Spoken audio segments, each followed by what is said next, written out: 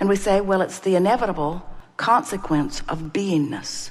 You cannot have a comparative experience without coming to the conclusion. And the source energy part of you will take the expansion. But what's in it for you, and the whole reason that you come forth, is because as you have become something as a result of the contrast that you've lived, and as you then turn your attention toward the idea of that becoming, because law of attraction is responding to this vortex of becoming, there is a current or stream that is calling you, and when you move in the direction of it, the satisfaction is nearly unspeakable. The feeling that happens when life causes you to expand and you let yourself receive the full benefit of that expansion, nothing is more delicious than that. So you say, oh, so I came forth for the growth, and we say, you came forth for the joyous experience of expansion. You came forth for the thrill of feeling the energy moving as you are upon your eternal expansion. Now, this process only feels good to you if you are moving in the direction of your expansion. In other words, if life causes you to become something and you don't let yourself go, you don't feel good. In other words, the tension within you, all negative emotion is about life causing you to become something and the larger part of you becoming and the physical part of you not going. It's like sifting through the contrast and recognizing that you don't have enough of the resources that you want. I want more money. I need more money. I want more money. I need more money. And when you ask, you launch rockets of desire, one after another, one after another. There's a veritable fortune spinning for you, becoming for you. If you could see the aerial view of what's in your escrow, you'd relax, you'd chill, you'd be proud, you'd feel worthy. But as you beat the drum of, it isn't here, I don't know where it is, I don't know what to do, I can't find it, I'm really afraid, I don't know what to do, it's not fair, that guy's got some, I don't, that guy's got a lot, I don't, that guy. Rich one over there. Probably deals drugs. As you continue to explore the contrast that now, after the asking, that same contrast defies the allowing. When you stay stuck in step one, in an eternal beating the drum, praying for something improved, when you keep asking and asking and asking and asking the same question over and over and over and over, you set up within yourself a chronic pattern of vibration that is focused upon the absence of what you're asking for. Don't you feel that? Can't you feel that when you're fixated on the problem, the solution cannot appear to you? Now, it's so interesting because fixating on the problem did create the solution. You just can't find it as long as you're fixated on the problem. So somewhere between the asking step and the allowing step, you got to chill out. And the only way we know of to get you to do that is by acknowledging that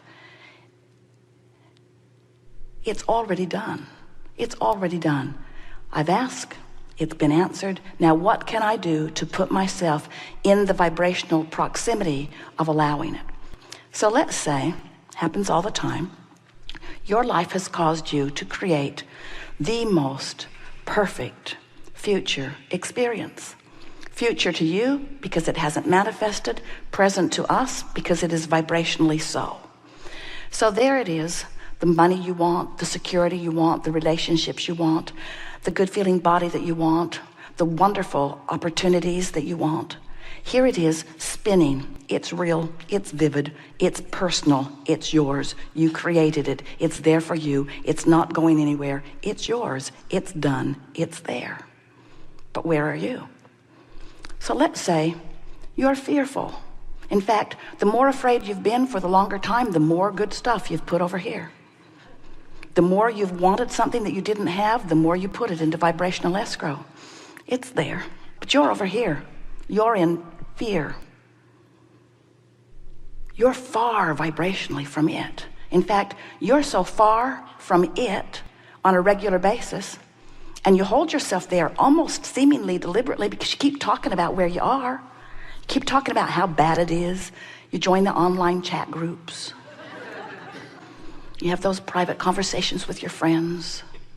And so you hold yourself far vibrationally apart from what's over there. So even though law of attraction's doing what it always does, your inner being, source, all that you have been requesting is in the process of coming together, and it's ready for you, but you can't see it. You're blind to it. It's just like the radio signals that are out there, but until you tune your receiver to it, you don't receive the signal. And you say, well, that music isn't out there. Then we say, you're just not tuned to it. It's out there. It's out there. It's there, and it's ready for you. You've just got to tune yourself now. Step 3, tune yourself now. Step 3, tune yourself now to what you've been asking for. So now you hear us, and you can hear the call of source. It's calling you. It's calling you. Doesn't sound like sunshine, lollipops, and roses, though, does it? Because you're so far away from it. So let's say that you find yourself in a place of frustration. Frustration is closer to the proximity of what you've been asking for, much closer than fear. Even in frustration, some evidence of what you've been asking for can show itself to you. You'll see it, you'll mock it. You'll see it, you'll make fun of it. You'll see it, you'll talk yourself out of it. But now, some of it's starting to show itself to you. And if you can hang in there for a little while and not slip back into anger and revenge and fear, if you can hang around in the vicinity of frustration for a while, pretty soon, you'll get a little ray of hope. And when you feel a little hopeful, you'll have contact with part of the pieces that are in your vibrational escrow. Those little bursts of enthusiasm will give you a little more insight. And if you could hang around in hope just for a little while, there would be enough evidence from what's culminating in your escrow that you would then begin to believe. And somewhere between hoping and believing, you get in the vortex. And once you get in there, the universe will show you evidence after evidence after evidence after evidence of your ability to have or be or do anything that you're wanting. There are no limitations for you. You've got to tune yourself into what you are asking for. And the best way we can think of to describe that to you is you have to begin telling the story of what's in the vortex instead of the story of how you put it there. You've got to stop telling the stories of the struggle or the unfairness or the injustice. And some of those stories, we hear you. They're funny stories. They're entertaining.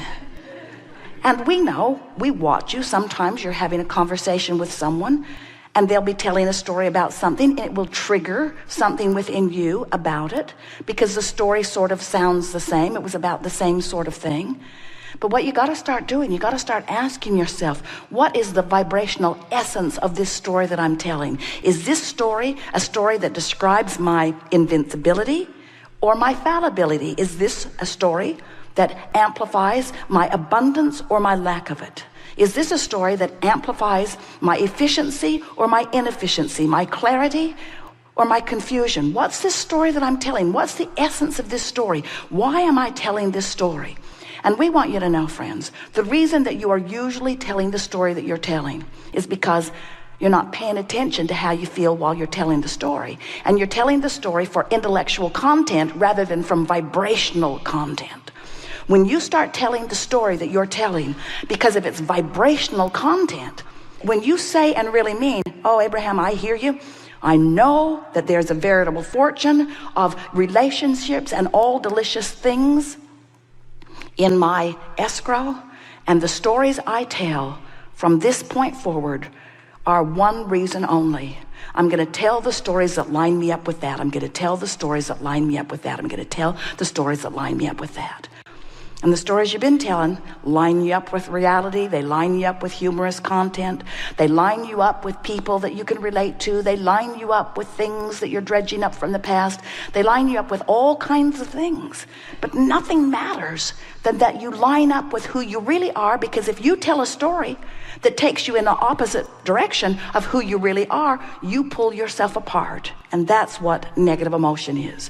Whether you call it doubt, whether you call it fear, whether you call it anger, whether you call it frustration, it doesn't matter if it's loneliness.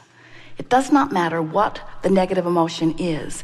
Every single time it means, in the moment of it, you're telling a story that is keeping you away from who you really are. You see, we're not giving this to you because we think it is so important that you have all those things, or that you buy all those homes, or that you have all those relationships. We think it's nice if you get to do the things you want to do. But we're not telling you this because we think it is so important that all of those manifestations take place.